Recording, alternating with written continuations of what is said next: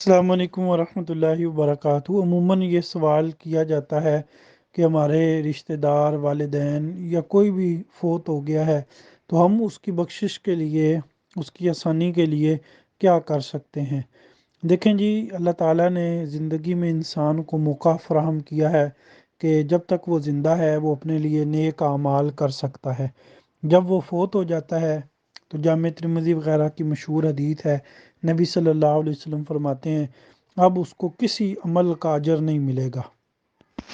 اذا مات الانسان انقطع عنہ عملہ، جب انسان مر جاتا ہے تو اس کے اعمال کا سلسلہ منقطع ہو جاتا ہے۔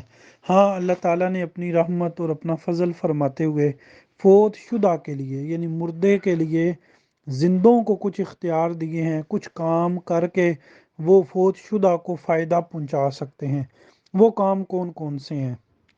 جامع ترمذی کی اس روایت میں ایک تو یہ موجود ہے کہ نفع بخش علم، اس نے کوئی علم کسی کو سکھایا، پڑھایا، وہ آگے اس کے شاگرد آگے پڑھاتے ہیں، کوئی کتاب لکھی، لوگ اس کو پڑھتے ہیں، اس کا فائدہ اس کو ملے گا۔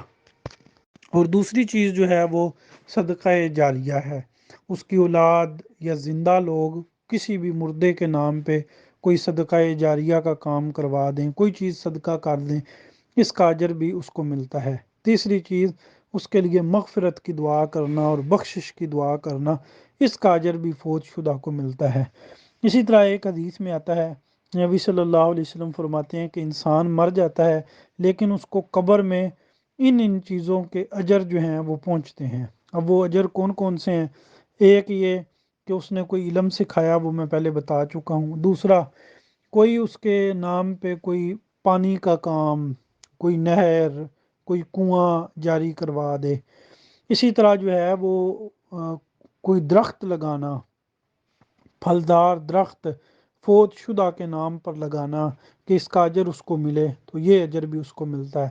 اسی طرح آتا ہے جی مسجد بنانا، او بنا مسجدہ، کوئی فوت شدہ کے نام پہ مسجد بنوا دے، اس کا اجر بھی اس کو ملتا ہے۔ یا مسجد تعمیر ہو رہی ہے، اس میں اس کے نام کا حصہ ڈلوا دے۔ اسی طرح دین پڑھنے والے طلباء اور طالبات یا حفظ کرنے والے طلباء طالبات، ان کو قرآن مجید کے نسخے لے کر دینا کہ وہ اس سے حفظ کریں اور اس سے پڑھیں، تو ان نسخوں کا، ان قرآن مجید کے جو مصحف ہوں گے اس کا اجر بھی میت کو ملے گا۔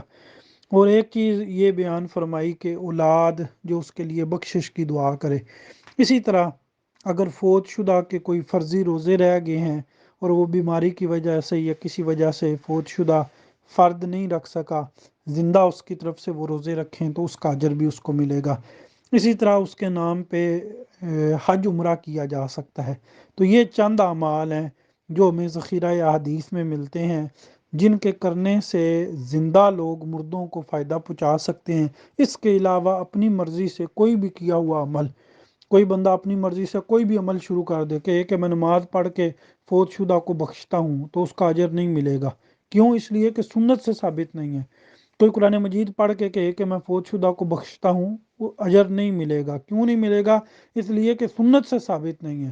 جو اعمال ثابت ہیں وہ آپ کو بتا دیے ہیں، یہ اعمال آپ اپنے فوت شدگان کے لیے کریں۔ سنت بھی ہے، انشاءاللہ اجر بھی ملے گا، فوت شدہ کو بھی اس کا اجر ملے گا اور فائدہ ہوگا۔ السلام علیکم ورحمۃ اللہ وبرکاتہ۔